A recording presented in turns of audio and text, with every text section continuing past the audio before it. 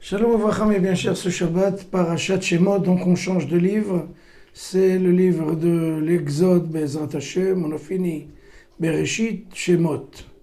Donc le livre de la délivrance, le livre du don de la Torah, le livre du tabernacle, Bezrat Hashem, et il est écrit au début de la Parashat Vayi, Kol nefesh yotzei erech Yaakov, shiv'im nafesh.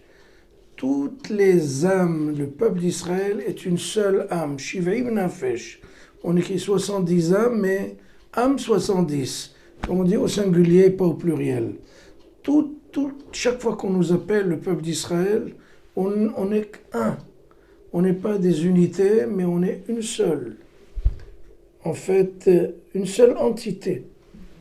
Et c'est très important à savoir, parce que le mot Adam, il n'a pas de pluriel. Il n'y a pas de Adamim. Adam, c'est un humain. Et là, Rabbi Shimon Bar Yochai dans le Talmud, dans deux endroits, Yevamot 61 et Babantzia 114, dit que le peuple d'Israël s'appelle Adam parce qu'il est un. Et les Goïms ne s'appellent pas Adam. On aurait pu expliquer, nous on est des humains, eux ils sont inhumains. Bon, c'est pas très précis. Et il y a en 1911, il y a eu un meurtre en Russie, c'était l'Union soviétique du temps, et ils ont trouvé un enfant égorgé.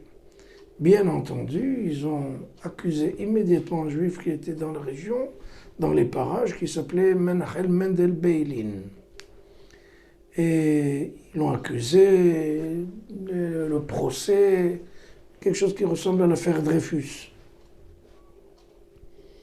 Et il y a un grand tzaddik qui s'appelait Rabbi Meir Shapira Milublin, c'est une sommité de Torah qui a pris un avocat qui s'appelait Oscar Rosenberg. Il lui a dit, vous êtes un avocat de premier rang, vous allez voyager d'ici, c'était en Pologne, vous allez aller en Russie, c'était à Kiev, et vous allez plaider la cause de ce malheureux, quelqu'un qui a été accusé pour rien du tout, pour n'avoir jamais rien fait.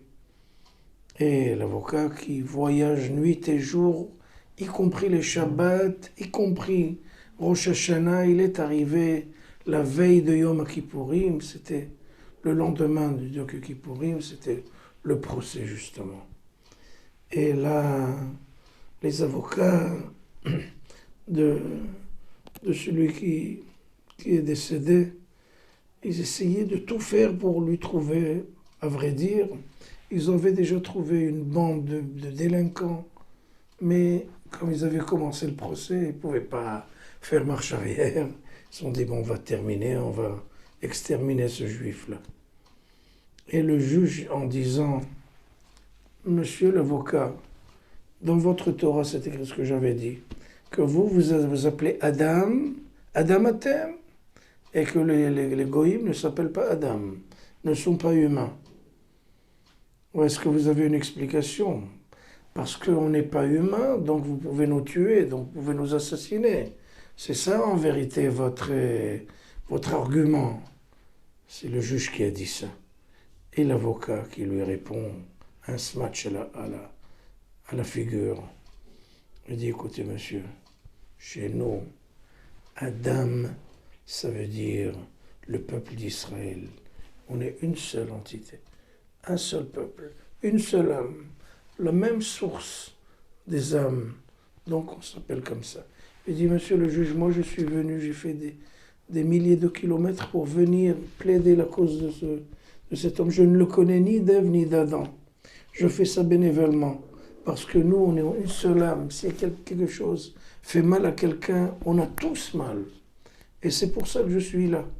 Et donc, ça vous prouve, si quelqu'un, un Russe, était mort en Afrique du Sud, vous auriez été, monsieur le juge, ça ne vous regarde pas. Ça ne vous bouge même pas l'orteil. Mais nous, ça nous ébranle. Et voilà, ça s'appelle Atem Adam. Nous, on est une seule. En fait, un peuple qui n'est qu'une seule personne, une seule entité, une seule identité. Shabbat Shalom.